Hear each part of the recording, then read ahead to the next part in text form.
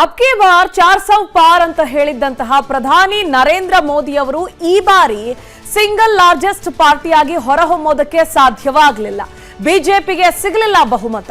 ಮೈತ್ರಿಕೂಟದ ಸರ್ಕಾರ ರಚನೆ ಆಗ್ತಾ ಇದೆ. ಒಟ್ಟಾರೆ ಏನೇ ಆಗಲಿ ಪ್ರಧಾನಿ ನರೇಂದ್ರ ಮೋದಿ ಅವರು ಮತ್ತೊಮ್ಮೆ ಪ್ರಧಾನಿಯಾಗಿ ಆಯ್ಕೆ ಆಗಿದ್ದಾರೆ. ಬಿಜೆಪಿಗೆ ಬಹುಮತ ಸಿಗಲಿಲ್ಲ ಅಂದ್ರೂ ಕೂಡ ಮೈತ್ರಿಕೂಟದ ಸರ್ಕಾರವನ್ನ ರಚಿಸೋದ್ರ ಮೂಲಕ ನಮೋ 3.0 ಸರ್ಕಾರಕ್ಕೆ ಮುಹೂರ್ತ ನಿಗದಿಯಾಗಿದೆ. ಎನ್ಡಿಎ ನಾಯಕರಾಗಿ ನರೇಂದ್ರ ಮೋದಿ ಆಯ್ಕೆ ಆಗಿದ್ದಾರೆ. ಜೂನ್ 8 ರಾತ್ರಿ 8 ಗಂಟೆಗೆ ಪ್ರಧಾನಿಯಾಗಿ ಮೂರನೇ ಬಾರಿಗೆ ಪ್ರಧಾನಿಯಾಗಿ ಪ್ರಮಾಣ ವಚನವನ್ನ ಸ್ವೀಕರಿಸುತ್ತಾರೆ. ನಮೋ ಮೈತ್ರಿ ಬೆಂಬಲದ ಜೊತೆ ಅಧಿಕಾರಕ್ಕೆ ಇರ್ತಾರೆ. ದೆಹಲಿಯಲ್ಲಿ ಪ್ರಮಾಣ ವಚನ ಕಾರ್ಯಕ್ರಮ ನಡೆಯುತ್ತೆ. ಬರೋಬ್ಬರಿ 10 ವರ್ಷಗಳ ಬಳಿಕ ಕೇಂದ್ರದಲ್ಲಿ ಸಮ್ಮಿಶ್ರ ಸರ್ಕಾರ ರಚನೆಯಾಗ್ತಾ ಇದೆ. ಸಮ್ಮಿಶ್ರ ಸರ್ಕಾರ ರಚಿಸೋದಕ್ಕೆ ಎಲ್ಲಾ ದೋಸ್ತಿ ನಾಯಕರು ಕೂಡ ಒಪ್ಪಿಗೆ ಸೂಚಿಸಿದ್ದಾರೆ. ಡಿಮ್ಯಾಂಡ್ಗಳಿದೆ. ಆ ಡಿಮ್ಯಾಂಡ್ಗಳನ್ನ ಪಕ್ಕಕ್ಕಿಟ್ಟು ದೋಸ್ತಿ ಸರ್ಕಾರ ಅಂದ್ರೆ ಕಳೆದ 10 ವರ್ಷಗಳ ಬಳಿಕ ಸಮ್ಮಿಶ್ರ ಸರ್ಕಾರ ಕೇಂದ್ರದಲ್ಲಿ ರಚನೆ ಆಗ್ತಾ ಇದೆ. ಇಡೀ ದೇಶದಲ್ಲಿ ಸಿಂಗಲ್ ಲಾರ್ಜೆಸ್ಟ್ ಪಾರ್ಟಿಯಾಗಿ ಅಧಿಕಾರ ನಡೆಸ್ತಾ ಇದ್ದಂತಹ ಬಿಜೆಪಿ ಈ ಬಾರಿ ಮುಗ್ಗರಿಸಿದೆ. ಅಬ್ಕಿ ಬಾರ್ 400 ಪಾರ್ ಅಂತ ಹೇಳ್ತಾ ಇದ್ರು. ಆದ್ರೆ ಇಲ್ಲ, ಅದು ಸುಳ್ಳಾಯ್ತು. ಜನಾದೇಶವೇ ಬೇರೆ ಇತ್ತು. ಜನರ ನಾಡಿ ಮಿಡಿತವೇ ಬದಲಾವಣೆಯನ್ನ ಬಯಸ್ತಾ ಇತ್ತು ಅನ್ನೋದಕ್ಕೆ ಒಂದು ರೀತಿ ಅತಂತ್ರ ಅಂತ ಹೇಳ್ಬೋದು ಇಲ್ಲಿ.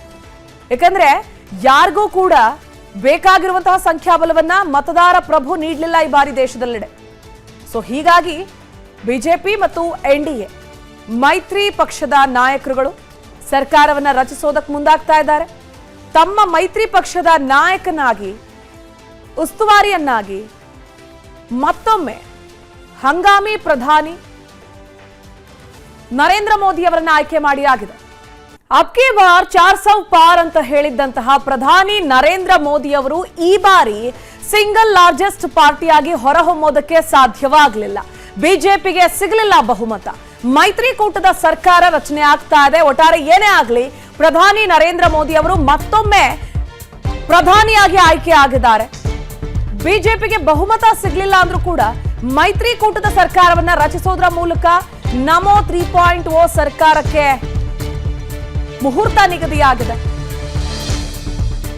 ಎನ್ಡಿಎ ನಾಯಕರಾಗಿ ನರೇಂದ್ರ ಮೋದಿ ಆಯ್ಕೆ ಆಗಿದ್ದಾರೆ.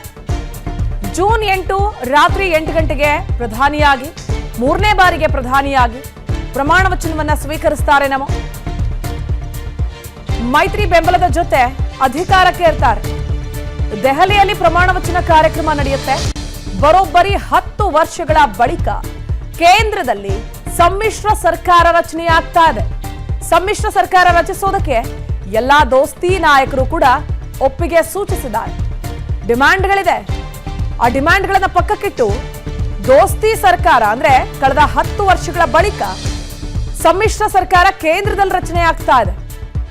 ಇಡೀ ದೇಶದಲ್ಲಿ ಸಿಂಗಲ್ ಲಾರ್ಜೆಸ್ಟ್ ಪಾರ್ಟಿಯಾಗಿ ಅಧಿಕಾರ ನಡೆಸ್ತಾ ಇದ್ದಂತಹ ಬಿಜೆಪಿ ಈ ಬಾರಿ ಮುಗ್ಗರಿಸಿದೆ. ಅಬ್ಕಿ ಬಾರ್ 400 ಪಾರ್ ಅಂತ ಹೇಳ್ತಾ ಇದ್ರು. ಆದ್ರೆ ಇಲ್ಲ, ಅದು ಸುಳ್ಳಾಯ್ತು. ಜನಾದೇಶವೇ ಬೇರೆ ಇತ್ತು. ಜನರ ನಾಡಿ ಮಿಡಿತವೇ ಬದಲಾವಣೆಯನ್ನ ಬಯಸ್ತಾ ಇತ್ತು ಅನ್ನೋದಕ್ಕೆ ಒಂದು ರೀತಿ ಅತಂತ್ರ ಅಂತ ಹೇಳ್ಬೋದು ಇಲ್ಲಿ. ಯಾಕಂದ್ರೆ ಯಾರಿಗೂ ಕೂಡ ಬೇಕಾಗಿರುವಂತಹ ಸಂಖ್ಯಾಬಲವನ್ನ ಮತದಾರ ಪ್ರಭು ನೀಡಲಿಲ್ಲ ಈ ಬಾರಿ ದೇಶದೆಲ್ಲೆಡೆ. ಸೊ ಹೀಗಾಗಿ ಬಿಜೆಪಿ ಮತ್ತು ಎನ್ಡಿಎ ಮೈತ್ರಿ ಪಕ್ಷದ ನಾಯಕರುಗಳು ಸರ್ಕಾರವನ್ನ ರಚಿಸೋದಕ್ಕೆ ಮುಂದಾಗ್ತಾ ಇದ್ದಾರೆ. ತಮ್ಮ ಮೈತ್ರಿ ಪಕ್ಷದ ನಾಯಕನಾಗಿ ಉಸ್ತುವಾರಿಯನ್ನಾಗಿ ಮತ್ತೊಮ್ಮೆ ಹಂಗಾಮಿ ಪ್ರಧಾನಿ ನರೇಂದ್ರ ಮೋದಿ ಅವರನ್ನ ಆಯ್ಕೆ ಮಾಡಿ ಆಗಿದೆ. ಅನುಕ್ಷಣದ ಸುದ್ದಿಗಳಿಗಾಗಿ ವಿಸ್ತಾರ ನ್ಯೂಸ್ ಯೂಟ್ಯೂಬ್ ಚಾನೆಲ್ ಸಬ್ಸ್ಕ್ರೈಬ್ ಮಾಡಿ. ಹೊಸ ಸುದ್ದಿಗಳ ನೋಟಿಫಿಕೇಶನ್ಗಾಗಿ ಬೆಲ್ ಐಕಾನ್ ಕ್ಲಿಕ್ ಮಾಡಿ. ಲೇಟೆಸ್ಟ್ ಅಪ್ಡೇಟ್ಸ್ಗಾಗಿ www.vistaranews.com ವೆಬ್ಸೈಟ್ಗೆ ವಿಸಿಟ್ ಮಾಡಿ. ಅಂಗೈಯಲ್ಲೇ ಜಗತ್ತಿನ ಸುದ್ದಿ ತಿಳಿಯಲು ವಿಸ್ತಾರ ನ್ಯೂಸ್ ಕನ್ನಡ ಆಪ್ ಡೌನ್ಲೋಡ್ ಮಾಡಿ.